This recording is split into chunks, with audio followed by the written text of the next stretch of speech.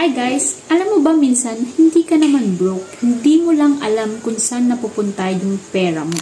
So kaya, starting today, gawin mo ito. List all your finances. Isulat mo lahat ng pumapasok sa'yo. Income, bonuses, or kahit yung napulot mo na pera sa sahig.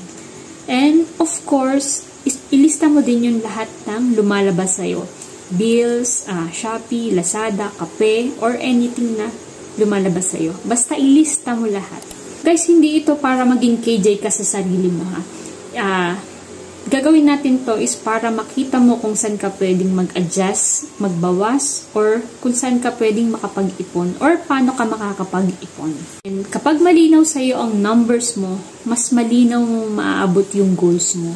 Starting this month, start ka nang maglista lahat ng mga ginagastos mo. And dumadating na pera sa'yo. Malay mo, may pera ka pala hindi mo lang alam. Since lagi naman tayong naka-phone, so suggest ko sa'yo, mag-download ka ng kahit anong app dyan sa App Store na pwede mong ilista or maging money listing mo. Small money habits you do today will become the big financial freedom for you tomorrow. So, ayun lang. Stay hopeful and stay grounded. Bye-bye!